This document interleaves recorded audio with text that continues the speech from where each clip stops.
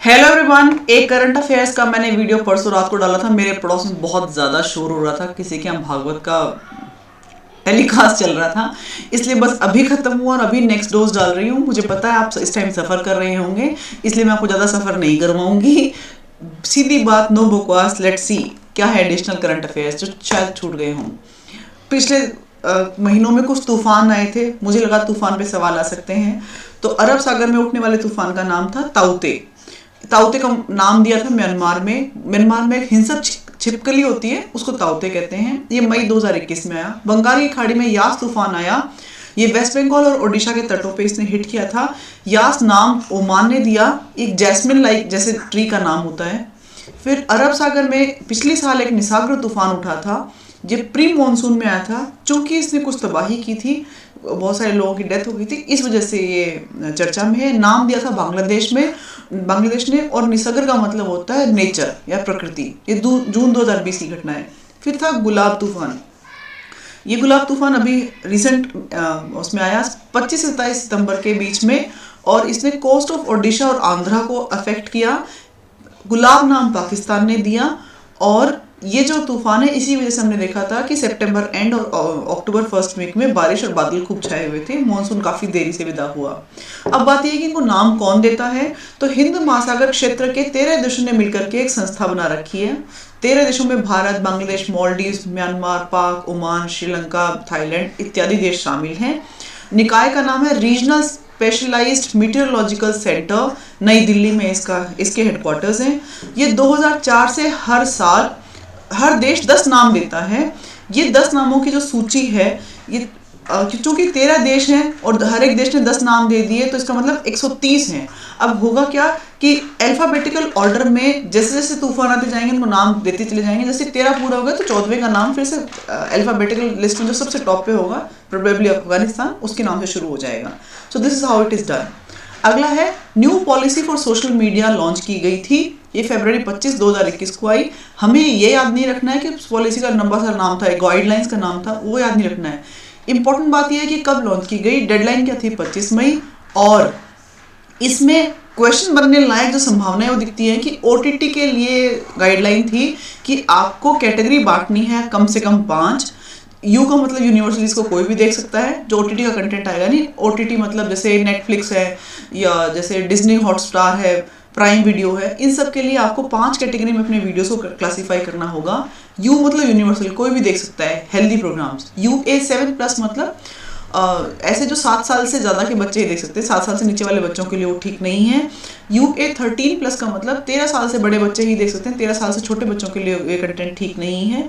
UA16+ मतलब 16+ वाले देख पाएंगे, 16+ वालों के लिए ठीक नहीं। और A means 1 has to be adult, means 18+। अब इसमें कंस्ट्रेंट ये था कि UA13+, 16+ और A के लिए पेरेंट लॉक कंपलसरी कर दिया गया।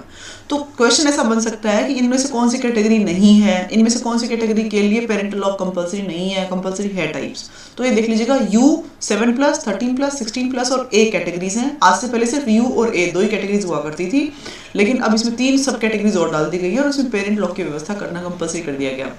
फिर है कि ग्रीवेंस सिस्टम बनाने के लिए कहा गया था कि हर एक ऑर्गेनाइजेशन जो कि ओटीटी पे है या सोशल मीडिया नेटवर्किंग दे रही है, उन सबको ग्रीवेंस सिस्टम बनाना, यानी शिकायत निवारण तंत्र बनाना जरूरी है। इसके लिए 3 प्रकार के एम्प्लॉयज की भर्ती की जानी आवश्यक है या अपॉइंट करना जरूरी है उनको। पहला होगा चीफ कंप्लायंस ऑफिसर, दूसरा होगा नोडल कॉन्टैक्ट जो कि 24/7 अवेलेबल होगा, यानी 24 घंटे अवेलेबल होगा, और एक रेजिडेंट ग्रीवेंस ऑफिसर रहना जरूरी है जो कि भारत का निवासी और भारत में ही रहता हो। क्योंकि हम जानते हैं जैसे फॉर इंस्टेंस ट्विटर जैसी कंपनी है, अगर उसका भारत में कोई एम्प्लॉय नहीं है तो हम उसको उसके होम टाउन में जाकर थोड़ी ढूंढ आएंगे कोई कंप्लेन करने के लिए। So 1 has to be the resident of India and must be an Indian.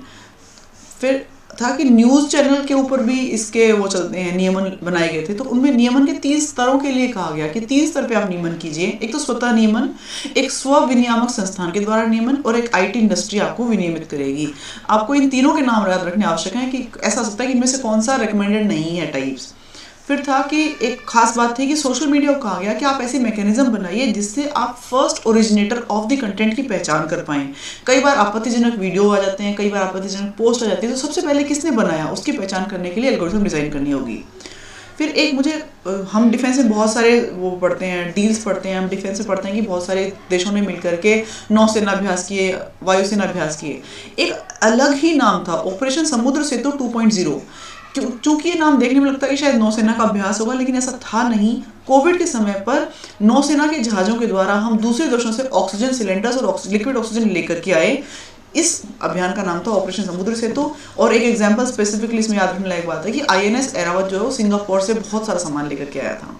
फिर था स्पेस टूरिज्म, क्योंकि स्पेस टेक्नोलॉजी हमारे सिलेबस का हिस्सा है। स्पेस टूरिज्म पहली बार स्टार्ट हुआ है। इसमें 20 जुलाई को जेफ बेजोस, जो कि अमेरिकन कंपनी अमेजोन के संस्थापक है, उनकी एक दूसरी कंपनी है ब्लू ओरिजिन, उसने उड़ान भरी और स्पेस टूरिज्म को शुरुआत की। नेक्स्ट इज 9 जून को MSP की घोषणा की गई, क्योंकि किसानों से रिलेटेड मुद्दे बहुत ज़्यादा चर्चा में रहते हैं, तो खरीफ की फसलों के लिए की गई। उसमें से हमें याद रखना है धान का कितना प्राइस कर दिया गया, 1868 से 1940 कर दिया गया। बाजरा 2150 से 2250 कर दिया गया है। MSP की घोषणा कितनी फसलों के लिए होती है, तो 22 मैंडेटेड क्रॉप्स के लिए, यानी 22 फसलों के लिए, और एक गन्ना है। गन्ने में क्या होगा, गन्ने के लिए हम उचित और लाभकारी मूल्य देते हैं। गन्ने के लिए MSP की घोषणा नहीं होती, लेकिन उसका नाम ऑल्टरनेटिव इट इज उचित और लाभकारी मूल्य है, फेयर एंड रेम्यूनरेटेड प्राइस है। फिर एमसेंड पॉलिसी की हमने बात की थी इससे पहले वाले वीडियो में, हम उसमें एक कंटेंट छूट गया था। एक ये बात तो कर ली थी कि सरकारी निर्माण में हम कम से कम 25% जो है वो मैंडेट करेंगे कि एमसेंड यूज़ की जाए, यानी मैन्युफैक्चर्ड सैंड यूज़ की जाए। लेकिन फेज़ 1 में 200 यूनिट बनाएंगे और अभी 20 यूनिट कार्यरत हैं, ये हमने बात कर ली थी। ये छूट गया था कि 100% छूट दी जाएगी डिस्ट्रिक्ट मिनरल फाउंडेशन में कॉन्ट्रीब्यूशन से इन नई ऑर्गेनाइजेशंस को, इन नई औद्योगिक इकाइयों को जो कि एमसेंड बनाएंगी। फिर GST हम पढ़ते हैं कि 1 जुलाई 2017 से लागू हुआ, किन किन राज्यों में लागू है, जम्मू कश्मीर के अलावा सब जगह लागू किया गया था, कौन कौन से प्रोविजंस आए, कौन सा कॉन्स्टिट्यूशन ये अमेंडमेंट किया गया, वो सब हम पढ़ लेते हैं। लेकिन हाँ, ये एक बहुत ही फंडामेंटल सी बात है कि GST में क्या शामिल नहीं है। तो ये 4-5 टैक्सेस हैं जो शामिल नहीं है, इनको एक बार सरसरी निगाह से देख लेते हैं। बेसिक कस्टम ड्यूटी शामिल नहीं है, सेंट्रल एक्साइज ड्यूटी शामिल नहीं है, टैक्स ऑन पेट्रोलियम प्रोडक्ट शामिल नहीं है, और लोकल बॉडी जो टैक्सेस लगाते हैं वो GST में शामिल नहीं है। फिर है कि पुलिस हेडक्वार्टर के कुछ अभियान हैं जो चर्चा में बने हुए थे और बहुत ही शानदार अभियान थे। तो मैच द फॉलोइंग में आ सकते हैं। मिलाप का मतलब खोए हुए बच्चों को उनकी फैमिली से रियूनाइट करने का अभियान था। ऑपरेशन फ्लश आउट का मतलब होगा जेल से अवांछित सामग्री को निकालना, जैसे कि मोबाइल फोन्स वगैरह। फिर क्लीन स्वीप था नशा मुक्ति या मादक पदार्थों से संबंधित अभियान, जिसमें स्कूल कॉलेजेस इनके बाहर बिकने वाला मादक पदार्थ या फिर बहुत सारे रैकेट्स पकड़े गए थे, वो सब इसी के अंदर आया था। आग जो अभियान था, प्रोजेक्ट आग जो है वो रिलेटेड है अवैध हथियारों की जब्ती, उससे रिलेटेड। फिर आवाज़ अभियान है महिला सुरक्षा और सशक्तिकरण जागरूकता से संबंधित, जिसमें इनकी वेबसाइट पे आप लॉगिन कीजिए और सेल्फ डिफेंस की ट्रेनिंग के लिए कैंडिडेट्स अपने आप को नॉमिनेट कर सकते हैं। फिर सेंट्रल विस्टा प्रोजेक्ट हम पढ़ते हैं कि केंद्र सरकार की बहुत ही महत्वाकांक्षा से भरा हुआ प्रोजेक्ट है, काफ़ी सुर्खियों में रहा। ये पढ़ लेते हैं कि कितने हज़ार का प्रोजेक्ट है, क्या करेंगे। लेकिन इम्पॉर्टेंट फैक्ट मुझे ये भी नज़र आया कि हमें ये पता होना चाहिए कि जो नई लोकसभा बनाई जा रही है उसमें सीटिंग कैपेसिटी कितनी होगी। तो 888 सीटिंग कैपेसिटी प्रपोज्ड है और 384 राज्यसभा के लिए सीटिंग कैपेसिटी प्रपोज्ड है, और इस प्रकार से बनाई जाएंगी कि इनका जॉइंट सेशन भी आसानी से करवाया जा सके। फिर है कि इसके लिए खर्चा कितना आएगा, तो 970 करोड़ रुपीस के साथ में नई पार्लियामेंट की बिल्डिंग बनाई जा रही है with the seating capacities. Next है नॉर्थ ब्लॉक को जब हम रिप्लेस कर लेंगे, उसकी जगह नया बिल्डिंग बन जाएगी, तो नॉर्थ ब्लॉक में क्या बनेगा, तो उनकी जगह जो प्रस्तावित है वो इंडिया @75 नाम से एक म्यूजियम बनेगा। साउथ ब्लॉक में बनेगा the making of India gallery, और करंट पार्लियामेंट में क्या बनेगा, करंट पार्लियामेंट में बनेगा the museum of Indian democracy. The museum of Indian democracy नाम से एक नया म्यूजियम करंट पार्लियामेंट में बनेगा जब नई पार्लियामेंट बिल्डिंग बन जाएगी और सारा का सारा काम उधर स्थापित हो जाएगा। फिर है कोविड ने पूरी दुनिया को हिला के रख दिया। आई एम श्योर आपने याद कर लिया होगा कि कोविड की कौन सी वैक्सीन कौन सी कंपनी बना रही है। फिर भी कुछ इंपॉर्टेंट फैक्ट हैं जो शायद आपको अभी एक बार चलते चलते देख लेने चाहिए। WHO को पहला केस जो कोविड का रिपोर्ट किया चाइना ने, वो साल के आखिरी दिन किया। इस तरीके से याद रखिएगा, साल के आखिरी दिन। तो 31/12/2019 को पहला मामला रिपोर्ट किया और पहली डेथ 9 जनवरी को रिपोर्ट की। उसके बाद में 2020 की 11 मार्च को WHO ने कह दिया कि ये एक महामारी है। तो किस दिन महामारी घोषित किया गया, 11 मार्च 2020 को। इसको पहले नाम दिया गया था SARS-CoV-2। सार्स का मतलब है severe acute respiratory syndrome corona virus 2, क्योंकि इसका करीब 85 to 90% जेनेटिक स्ट्रक्चर जो है वो सार्स से मिलता था, लेकिन इसकी नोवेल्टी की वजह से इसको पॉपुलरली कहा जाने लगा कोविड-19। यह नाम दिया गया था 11 फरवरी 2020 को। कोविड-19 का मतलब है corona virus disease which was found in 2019। Covid को मतलब कोरोना, वी मतलब वायरस, डी मतलब डिजीज और 19 का मतलब 2019। फिर WHO के डीजी कौन है, डायरेक्टर जनरल कौन है, महानिदेशक कौन है, उनका नाम है doctor Tedros Adhanom Ghebreyesus. Please ये याद रख लीजिएगा क्योंकि पूछे जाने की बहुत संभावना है। डॉक्टर टेड्रोस अधानोम गेब्रियेसस ये इथियोपिया के हैं। WHO की स्थापना 7 अप्रैल 1948 को की गई थी। 2020 में हमने बहुत सारे, राज्य सरकार ने बहुत सारे काम किए, ऑल्दो ये करंट अफेयर्स का हिस्सा नहीं है, लेकिन ये हमें पता होना चाहिए कि हमने सबसे पहली बार कब जन अनुशासन पखवाड़ा मनाया। तो हमने 19 अप्रैल से 3 मई तक जन अनुशासन पखवाड़ा मनाया। फिर हमने महामारी रेड अलर्ट जन अनुशासन लॉकडाउन किया, वो 3 से लेकर 24 मई तक किया गया था। उसके बाद में 3 जून से अनलॉक किया हमने, फर्स्ट अनलॉक, फिर 8 जून से अनलॉक सेकंड चला, और फिर एक 2DG ड्रग नाम से एक ड्रग काफ़ी पॉपुलर हुई थी DRDO की, उसका नाम है 2-डाईऑक्सी डाईग्लूकोज। ये डॉक्टर रेड्डीज और डॉक्टर DRDO ने मिलकर बनाई। फिर था चूंकि हम जानते हैं कि वायरसेस को देश के नाम से संबोधित किया जाना थोड़ा देश के लिए खराब है। सबसे पहले ये बात चाइना ने उठाई कि चाइनीज वायरस कहना बंद कीजिए। फिर जब डेल्टा वेरिएंट भारत में आया तो लोगों ने इंडियन वायरस कहना शुरू कर दिया, तो ये कंसर्न उठाया गया और WHO ने फिर इनके लिए ऑफिशियल नाम जारी किए। ये नाम थे अल्फा, बीटा, गामा और डेल्टा वेरिएंट्स। 2 कैटेगरीज में सारे वेरिएंट्स को बांटा गया, वेरिएंट ऑफ कंसर्न और वेरिएंट ऑफ इंटरेस्ट। तो ये वेरिएंट ऑफ कंसर्न में थे अल्फा, बीटा, गामा और डेल्टा। अब आपको ये नाम तो शायद क्या पता आपको याद हो नहीं हो या आप कर पाए कि नहीं, बट मोर इंपॉर्टेंट इसकी ये देख लीजिएगा, अल्फा सबसे पहले रिपोर्ट कहाँ हुआ, यूके में, बीटा सबसे पहले रिपोर्ट हुआ साउथ अफ्रीका में, गामा रिपोर्ट हुआ ब्राजील में और डेल्टा इंडिया में सबसे पहले रिपोर्ट किया गया था। डेल्टा वेरिएंट का ये नंबर आपको पता होना चाहिए, B.1.617.2। फिर ये है वेरिएंट ऑफ इंटरेस्ट, याद रखने की जरूरत नहीं है सभी को। इकलौता जो चीज याद रखने की जरूरत है वो कप्पा वेरिएंट है। कप्पा वेरिएंट था B.1.617. वहां 2 था, यहाँ 1 है, तो कप्पा पहले है, बीटा बाद में है। पता पहले चला बाद वाली बात नहीं है, लेकिन ये जो सीक्वेंस में नंबर है आपको याद रखने की जरूरत है। ये भी इंडिया में ही आइडेंटिफाई किया गया पहली बार। नेक्स्ट पे चलते हैं। पुरस्कार दिए गए थे ICC के द्वारा, ICC इंटरनेशनल क्रिकेट कॉर्पोरेशन, उसके द्वारा दिए गए पुरस्कारों में से डिकेड के पुरस्कार है, यानी पूरे दशक के पुरस्कार है, तो थोड़े इंपॉर्टेंस रखते हैं। Male cricketer of the decade दिया गया विराट कोहली जी को। Men's ODI player of the decade बनाया गया विराट कोहली को वंस अगेन। फिर ICC spirit of cricket award of decade दिया गया महेंद्र सिंह धोनी को। Men's test cricketer of the decade दिया गया स्टीव स्मिथ को, और men's T20 cricketer of the decade दिया गया राशिद खान अफगानिस्तान को। उसके बाद में आता है ICC men's ODI team of the decade में कौन कौन शामिल हैं। ODI टीम यानी वनडे इंटरनेशनल टीम, आपको ये याद रखना है कि उसमें रोहित सर, विराट सर और धोनी सर हैं। 3 याद रख लीजिए, विराट सर, रोहित सर और धोनी। अब याद कर लीजिए विरोधी नाम से कि ODI तो विरोधी है, इट्स अ कीवर्ड, प्लीज किसी की भावनाओं को आहत नहीं कर रही हूँ। ODI तो विरोधी है, इस तरीके से याद हो जाएगा, तो आप आई एम श्योर आपको याद करना आसान है। फिर ICC men's team of the decade में यहाँ टेस्ट टीम की बात हो रही है, कौन कौन है, तो विराट सर है और R अश्विन है, तो RA विराट टेस्ट के लिए, RA विराट ऐसे याद कर लीजिए, टेस्ट के लिए RA विराट, तो R अश्विन और विराट कोहली याद हो जाएंगे। फिर ICC men's T20 team of the decade यानी T20 टीम, T20 टीम में कौन कौन है, फिर वही विराट सर, धोनी सर और जसप्रीत बुमराह। तो अब आप देख लीजिएगा कि धोनी ने विराट को गुमराह कर दिया T20 के लिए, इट्स ओनली अ तुक्का, याद रखने की ट्रिक है खाली। तो धोनी ने विराट को गुमराह कर दिया।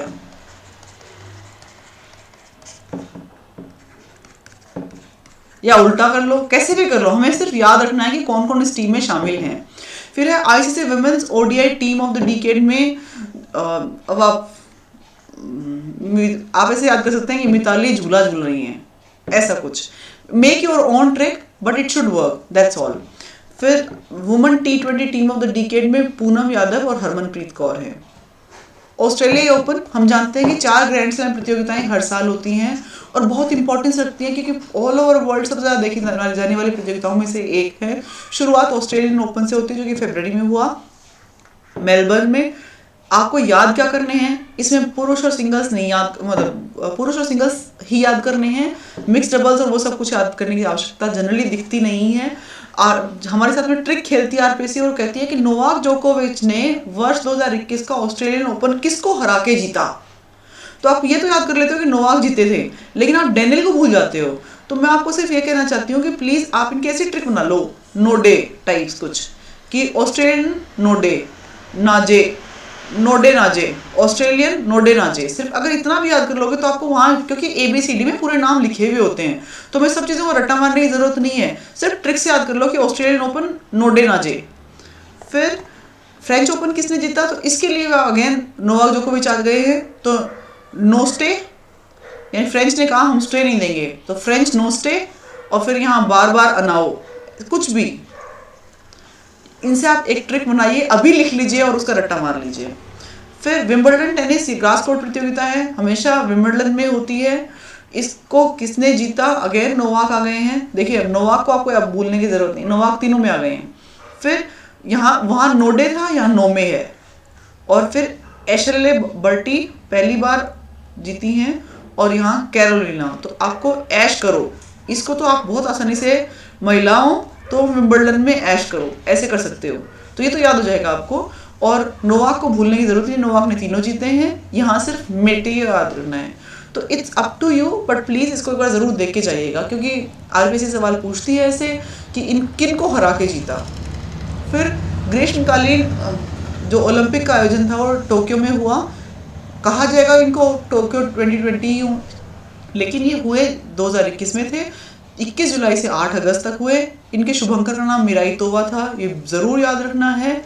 और भारत के पदक विजेता कौन कौन हैं, तो हमें याद रखना है कि इस बार हमने 7 पदक जीते हैं और हम 48वें स्थान पे रहे।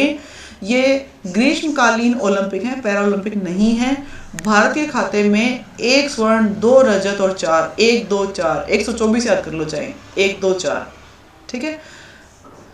7 पदक, 1 2 4 और 148वां स्थान। स्वर्ण पदक मिला नीरज चोपड़ा जी को भाला फेंक में। रजत पदक मिला मीराबाई चानू को और रवि दहिया को। Mirabai Chanu was the first medal winner in this Olympics. फिर कांस्य पदक मिला पीवी सिंधु को, लवलीना बोरगोहेन को, बजरंग पूनिया को और पुरुष हॉकी टीम को। इस बार जो नए खेल शामिल किए गए थे, पहली बार शामिल हुए सर्फिंग, स्केटबोर्डिंग, स्पोर्ट्स क्लाइंबिंग और कराटे। फिर था पदक तालिका में जो टॉप 4 कंट्रीज थी वो कौन सी थी, तो यूएसए, चाइना, जापान ऊपर आ गया है क्योंकि जापान ने खुद नहीं करवाया मेडल्स की। ये बात कर रहे हैं हम पैरा ओलंपिक्स की, पैरा ओलंपिक की बात हो रही है। पैरा ओलंपिक जैसे ही मेन ओलंपिक्स खत्म होते हैं उसके बाद पैरा ओलंपिक चालू हो जाता है। तो इस बार पैरा ओलंपिक में भारत ने 23वां स्थान प्राप्त किया। वहाँ 48 था, यहाँ 23 है। तो आप चाहे 23 में 25 जोड़ लो तो 48 आएगा, वैसे याद कर लो, any trick but it should work. फिर वहाँ हमने 7 पदक जीते थे, यहाँ हमने 19 पदक जीते हैं। और 19 के लिए 5 8 6 की सीक्वेंस है। वहाँ 124 की सीक्वेंस थी और यहाँ 5 8 6 की सीक्वेंस है। 5 हमें गोल्ड मिले, 8 सिल्वर और 6 ब्रॉन्ज मेडल्स मिले हैं। 5 गोल्ड, 8 सिल्वर और 6 ब्रॉन्ज मेडल्स मिले हैं। विनर्स कौन कौन रहे, Bhavina Ben Patel which is from table tennis, Nishad Kumar high jump में, अवनी लेखरा शूटिंग में, ये राजस्थान से ही बिलोंग करती हैं। इनको गोल्ड मेडल मिला because and also she became the first Indian woman to ever win a gold medal at para Olympics. Avani also became only, मतलब अवनी वो चौथी गोल्ड मेडलिस्ट बनी किनके बाद में, मुरलीकांत पेटकर, जेवलिन थ्रोअर जयेंद्र झाझड़िया और मरियप्पन थेंगावेलू के बाद में शी बिकेम द फोर्थ। और उसके बाद में फिर हमें पता है, हमने अभी भी देखा कि हमें 5 गोल्ड मिले, तो अवनी के बाद में 4 लोगों को और मिले, ये which is a great feat. Avani ने 2 मामलों में जीता, एक जगह गोल्ड जीता 10 मीटर राइफल में और 50 मीटर राइफल में उनको ब्रॉन्ज मिला। तो ये दोनों चीजें आपको याद रखनी है। फिर योगेश कथूरिया को डिस्कस थ्रो में सिल्वर मिला, देवेंद्र झाझड़िया जी को अगेन सिल्वर मिला जेवलिन थ्रो में, सुंदर सिंह गुर्जर को जेवलिन थ्रो में ब्रॉन्ज मिला, सुमित अंतिल को जेवलिन थ्रो में गोल्ड मिला, सिंहराज अधाना को ब्रॉन्ज और फिर से सिल्वर मिला। इनको 2 मेडल्स मिले हैं, सिल्वर और ब्रॉन्ज। तो कोई ये पूछे कितनों को 2 मेडल मिले, तो सिंहराज जी को मिला है और अवनी लखेरा को मिला। फिर मरियप्पन थंगावेलु वंस अगेन, इनको हाई जंप में सिल्वर मिला। शरद कुमार को ब्रॉन्ज मिला, प्रवीण कुमार को सिल्वर, हरविंदर सिंह को ब्रॉन्ज। इतने सारे याद नहीं, आपको सिर्फ गोल्ड वाले याद करोगे तो भी बहुत हो जाएगा। मनीष नरवाल को शूटिंग में गोल्ड मिला है। इससे पहले वाली स्लाइड पे फिर से देखते हैं हम, गोल्ड मिला अवनी लखेरा को। और फिर मिलेंगे हमें गोल्ड देखिएगा, प्रमोद भगत को बैडमिंटन में गोल्ड मिला, और कृष्णा नागर जो राजस्थान से, उनको भी बैडमिंटन में गोल्ड मिला। आप सिर्फ ये याद कर लोगे तो भी काफ़ी है। फिर मेरे पास किसी ने एक बुक भेजी थी नाथ पब्लिकेशन की, करंट अफेयर्स की। उन्होंने कहा कि मैम इसमें बहुत अच्छे करंट अफेयर्स हैं, SI मैम ने बहुत अच्छा काम किया। मगर ठीक है भाई, आपकी बुक भी देख लेते हैं।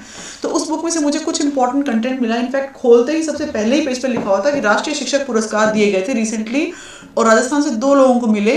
तो एक श्री जयसिंह को मिला झुंझुनू से स्पोर्ट्स में बहुत अच्छा योगदान देने के लिए, और एक श्री दीपक जोशी को बीकानेर से दिया गया। उन्होंने कोविड के टाइम पे ऑनलाइन एजुकेशन में अच्छा काम किया था। फिर इस बार के लिए संयुक्त राष्ट्र की थीम क्या थी 2021 के लिए? उस थीम का नाम था शांति और विश्वास हेतु अंतर्राष्ट्रीय दिवस, UN डे की थीम थी ये। फिर था टोक्यो ओलंपिक, कौन से सीक्वेंस के ओलंपिक थे? तो 32वें ओलंपिक थे। कई बार ऐसे सवाल पूछ लेती है RPSC।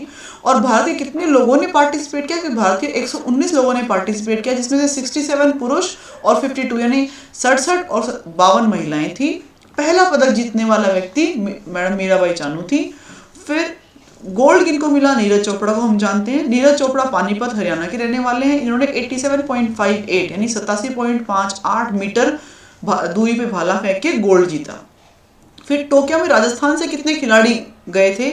यहाँ ग्रीष्मकालीन की बात हो रही है। ग्रीष्मकालीन ओलंपिक में 4 खिलाड़ियों ने पार्टिसिपेट किया, हालांकि वो मेडल नहीं जीत पाए। ये थे अपूर्वी चंदेला शूटिंग में, दिव्यांश सिंह निशानेबाजी में, once again it is called the same shooting, Arjun Lal थे नौकायन में, और भावना जाट थी एथलेटिक्स में। ये 4 थे समर ओलंपिक्स के लिए। और पैरा ओलंपिक में 6 खिलाड़ियों ने पार्टिसिपेट किया और वंडरफुल परफॉर्मेंस रही। 5 खिलाड़ियों ने मेडल जीते, 5 मेडल जीते 4 खिलाड़ियों ने। अब हम देखते हैं कि राजस्थान से जो पैरा ओलंपिक में परफॉर्मेंस थी। अच्छा, एक बीच में एक फैक्ट और इम्पोर्टेंट आ गया है। ICC वर्ल्ड टेस्ट चैंपियनशिप 2021 किसने जीती? तो न्यूजीलैंड ने जीती। सवाल ये आ जाता है न्यूजीलैंड ने किसको हरा के जीती? तो भारत को हरा के जीती। तो इंडिया वॉज दी फाइनलिस्ट। फिर राजस्थान से पैरा ओलंपिक में क्या परफॉर्मेंस रही? कई जगह अवनी जी का नाम लिखा होता है लेखरा, कई जगह लिखा होता है लखेरा। प्लीज मुझे माफ कर दीजिएगा यदि अवनी जी सुन रही हैं तो। मैं इसको अवनी लखेरा पढ़ रही हूँ। 10 मीटर राइफल में उन्होंने गोल्ड जीता और 50 मीटर एयर राइफल में उन्होंने ब्रॉन्ज जीता। ये बेटी बचाओ बेटी पढ़ाओ की ब्रांड एम्बेसडर बना दी गई हैं। और पैरा ओलंपिक की क्लोजिंग सेरेमनी में इन्होंने हमारे ध्वज को लेकर के, वो जो लास्ट परेड होती है वो ध्वज को लिए हुए चल रही थी। फिर देवेंद्र झाझड़िया जी को सिल्वर मिला है, सुंदर सिंह गुर्जर को कांस्य मिला है। सुंदर सिंह गुर्जर ने देवेंद्र झाझड़िया जी को एथेंस में गोल्ड मिला और रियो में भी गोल्ड मिला। This fact is related to Devendra Jhajharia ji कि उनको एथेंस 2004 में गोल्ड मिला और रियो ओलंपिक 2016 में भी गोल्ड मिला। फिर कृष्णा नागर जी को बैडमिंटन में गोल्ड मिला है। उन्होंने किनको हराया? उन्होंने हांगकांग के चू मान को हराया। फिर संदीप चौधरी को भाला फेंक में उन्होंने पार्टिसिपेट किया था, उनको मेडल नहीं मिला। और श्याम सुंदर जी ने तीरंदाजी में पार्टिसिपेट किया, इनको भी मेडल नहीं मिला। इस प्रकार से हम देखते हैं कि अवनी लखेरा, देवेंद्र झाझड़िया, कृष्णा नागर, सुंदर सिंह गुर्जर, इन 4 लोगों ने 5 पदक जीते और संदीप चौधरी और श्याम सुंदर ने परफॉर्म किया, but better luck for them next time. फिर कुछ क्वेश्चंस और भी थे। सार्वजनिक उद्यम विभाग यानी डिपार्टमेंट ऑफ पब्लिक एंटरप्राइज को वित्त विभाग में वित्त मंत्रालय के अंदर मिला दिया गया है। राजस्थान के मुख्य खेल अधिकारी की नियुक्ति अभी रिसेंटली ही हुई थी, श्री वीरेंद्र पूनिया जी हैं। फिर मार्च 2021 में जम्मू और कश्मीर और लद्दाख के साथ साथ 4 पूर्वोत्तर राज्यों के लिए, पूर्वोत्तर राज्य कौन से? असम, अरुणाचल, मणिपुर और नागालैंड के लिए परिसीमन आयोग बनाया गया है। परिसीमन आयोग का मतलब डेलिमिशन कमीशन, जो बताएगा कि ना कितने संसद क्षेत्र हैं, उनको किधर से किधर डाइवर्ट करना है, या विधानसभा क्षेत्रों की संख्या बढ़ानी है, उनकी जनसंख्या के हिसाब से डिस्ट्रीब्यूशन करना टाइप्स। तो उन कामों के लिए जो परिसीमन आयोग है उसके अध्यक्ष कौन हैं? उनके अध्यक्ष हैं जस्टिस रंजना प्रकाश देसाई। फिर जम्मू और कश्मीर और लद्दाख का नाम परिवर्तन करने की आधिकारिक घोषणा अभी रिसेंटली हुई है, हालांकि बात पहले कर ली गई थी। ये घोषणा के बाद में अधिसूचना जारी की गई 17 जुलाई 2021 को। फिर 40th विश्व विरासत स्थल भारत की तरफ से इंक्लूड किया गया है यूनेस्को की लिस्ट में, वो है धोलावीरा या कच्छ का, जो कच्छ के रण में है। जुलाई 2021 की बात है ये।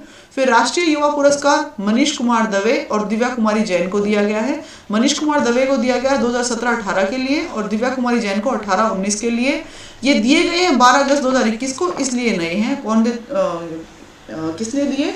तो युवा मामलों के जो मंत्री जी हैं उन्होंने दिए। फिर ड्रिंक फ्रॉम टैप, यानी जो नल से पानी आएगा वो पीने लायक आएगा। ये अभियान कहाँ चलाया गया? ये जगन्नाथपुरी में चलाया गया, ये पूरी ओडिशा में। नेक्स्ट इज 100 वर्ष सबसे अमीर दानव। ये टाइम्स मैगजीन के हिसाब से ये है तथ्य कि पिछले 1 सेंचुरी का सबसे बड़ा दानवीर कौन रहे हैं, तो ये जमशेदजी टाटा रहे हैं। फिर परसिवरेंस रोवर, नासा का एक मंगल यान भेजा उन्होंने, जिसके रोवर का नाम था परसिवरेंस।